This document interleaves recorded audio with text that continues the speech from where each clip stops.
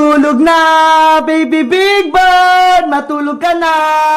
La la la la la la la la. Ate Beba, si baby big bird, tulog na. Ang galing mo maghele. Huwag ka nang mingi, Emily. Baka magising pa siya. Ihiga mo na siya dito sa higaan para makatulog siya ng mahimbing. Baby big bird, matulog ka na ng mahimbing, ah. Wow! Ang cute-cute ni Baby Big Bird matulog. Katabi niya yung mama niya. Yahoo! Emily, ano kayang magandang pangalan sa anak ni Big Bird? Wala pa kasi akong naisip eh. Alam ko na, Ate Bebang, dahil ang cute-cute ni Baby Big Bird, ang ipapangalan natin sa kanya ay Cutie Bird. Cutie Bird? Ang ganda ng pangalan. Ang galing mo, Emily. Cutie Bird, Cutie Bird. Ang cute-cute mo. Nako, umiiyak si Cutie Bird. Nagising siya. Na na na na na na na na na. Ayaw pa rin yung tumigil. Ate Bebang, baka nagugutom naman si Cutie Bird. Baka gusto niyang uminom ng gatas. Oo nga, no. Sige, titimplan ko muna siya ng gatas. Ikaw muna magheli sa kanya, Emily. Cutie Bird, huwag ka nang umiyak. Magtitimpla lang ng gatas si Ate Bebang. La la la. Ang hirap pala mag-alaga ng baby. Kailangan pang magtimpla ng gatas. Ano kaya yung una ko ilalagay dito sa bote? Gatas ba o tubig? Bahala na nga.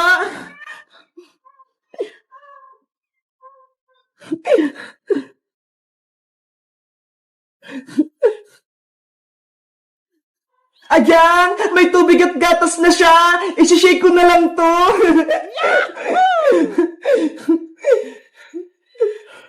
Ate Bebang, si Cutie Bird, ayaw niyang tumigil sa pag-iyak. Andyan ako, Emily. Eto na yung gatas niya. Akin na si Cutie Bird. Eto po. Cutie Bird, eto na yung gatas mo. Ayan, tumigil na siya sa pag-iyak. Gusto niya yung gatas. Wow! Ang galing mo, Ate Bebang. Ikaw na talaga yung magaling na lola ni Cutie Bird. Hala, lola na ako. Oo, kasi ayun yung anak ni Big Bird. Kaya, ikaw yung lola ni Cutie Bird. Oo nga, no? Lola na pala ako. Bebang, tulungan mo ako. Ano yun, princess? Gabing-gabi na ha. Yung alaga kong mga pusa, si Muningning tsaka si Kutingting, umiiyak. Hindi ko sila mapatigil. At si princess, gutom lang yung mga pusa mo, kaya sila umiiyak. Kaso, wala akong ipakain sa kanila, Emily. Wala nang ulam, inubos ko na. Princess, dapat meron kong nakandang pagkain o kaya gatas. Tignan mo nga to si Cutie Bird, oh. Laging nagdidede. Ay, may dede si Baby Big Bird. Bebang, pera mo ko ng gatas niya, ha? Hoy, princess, kay Cutie Bird dyan. Huwag mong kunin. Sagit lang, Bebang. Patiteng ko lang yung mga alaga ko para hindi sila umiyak. Muningning, Kutingting, dumedi na kaya. Ayun tuloy, si Cutie Bird na yung umiiyak. Princess, akin na yan. Bukas ko na lang ito ibabalik, Bebang, kapag wala ng laman. Princess, wag mo na iuwi. Bye-bye, Bebang. Hihiramin ko muna to. Oh no!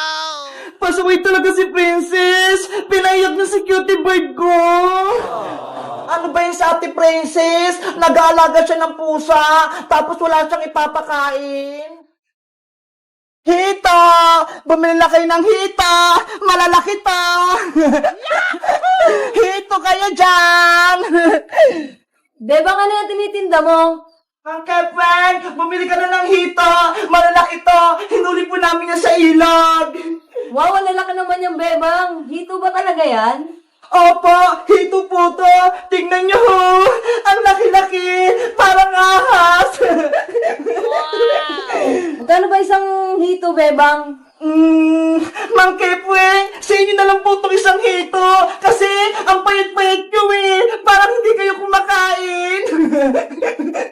Talaga, Bebang? Bibigyan mo ako ng hito? Opo, Mang Kepweng, bibigay ko po sa inyo itong isang hito. Pero, may isang kondisyon. Kapag naluto nyo to, bibigyan niya ako. Ano bang gusto mong luto, Bebang? Gusto ko po, lechong hito. Hala, wala naman yung hito eh. Ay, oo nga pala. Inihaw pala na hito, Mang Kepweng. Lalo na kapag may kamatis. Masarap yun. O, sige, Bebang, akin na yan isa. Ako na magluluto. Sige pa. Eto na ha. Yay! May mag-ihaw na ng hito. Tatawagin ko si Princess para mamaya kakain kami. Bebang! Nasaan ka na? Makuha na tayo ng gagamba.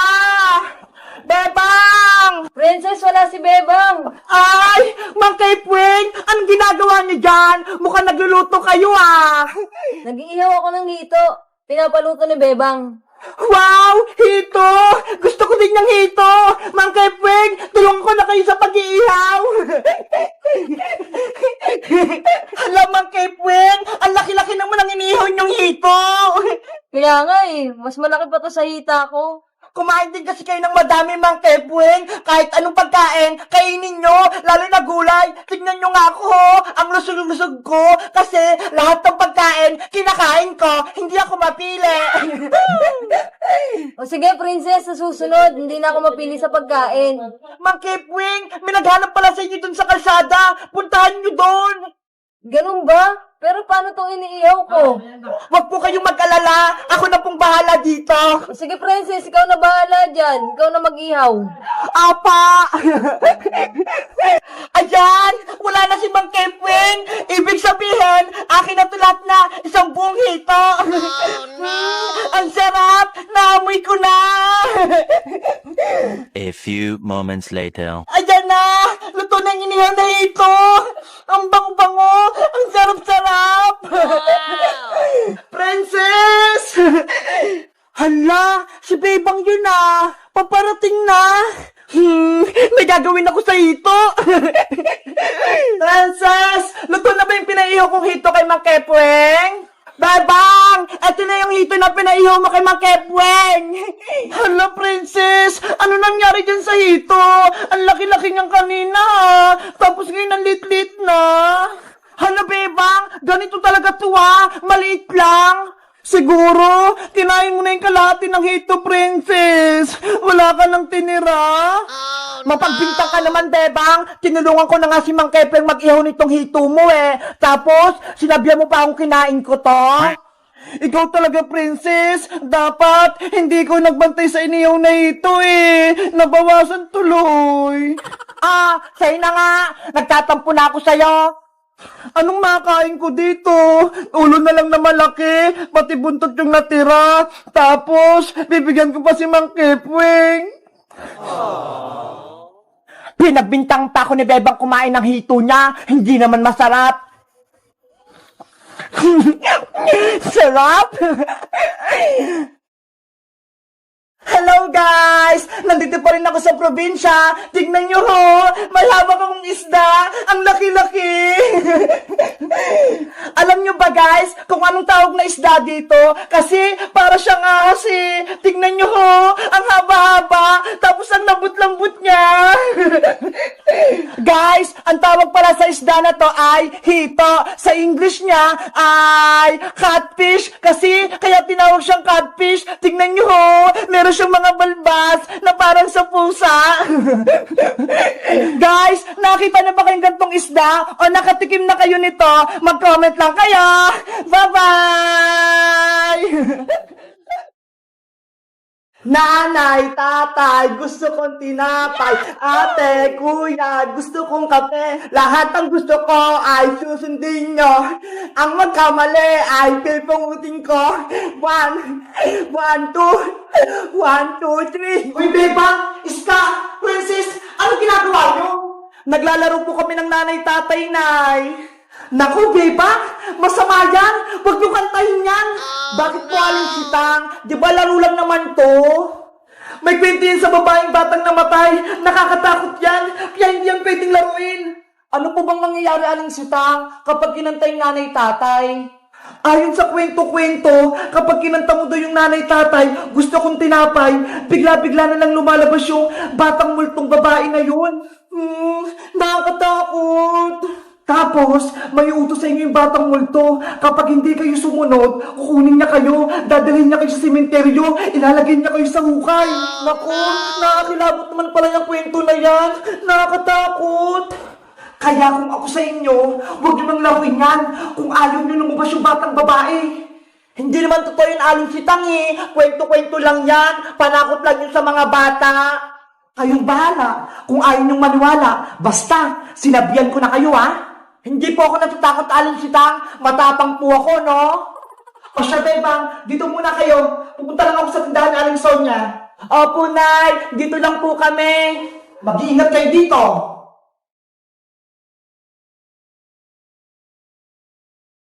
Bebang, Iska, tara na. Kantayin ulit natin ng nanay-tatay. Naku, Princess, ayoko. Ayoko rin. Baka lumabas yung batang babae. Matatakot naman kayo. Hindi yung totoo, no? Kanta lang yun. Basta, ayoko, Princess. Ako na nga nakakanta. Wag, Princess. Gabi na. Baka magpakita siya.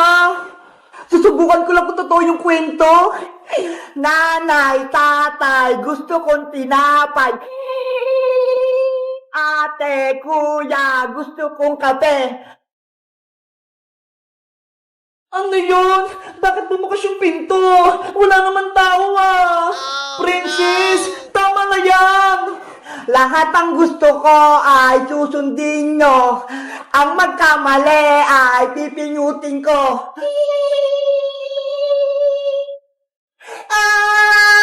Brownout!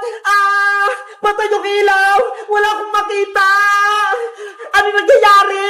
Walang ilaw! Hello! Kamusta kayo? Yung batang babae! Nagpakita nga! Kasalanan mo to, Princess! Kinanta mo yung nanay-tatay! Hindi ko naman alam eh! Totoo pala yung kwento-kwento! Gusto kong makipaglaro sa inyo!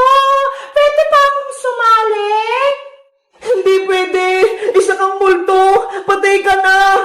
Huwag ka rito! Kung ayaw nyo, kayo ang kukunin ko! Maglalaro tayo sa sementeryo! Tumakbo na tayo! Nandiyan yung multong babae! Takbo! Nandiyan na siya! Antayin niyo ako! Huli ka, Princess! Nanay, tatay, gusto kong tinapay. Si Princess, dadalhin ko sa sementeryo. Bebang, tulong! Hello guys! Alam niyo ba yung kantang nanay-tatay? Gusto kong tinapay. Nilalaro niyo ba yun? Kasi, sabi ni nanay, masama daw yun eh. Kaya lumabas yung batang multo. Si Princess, hinuli siya. Kawawa naman. Mag-comment lang kayo kung gusto niyo ng part 2. Bye-bye!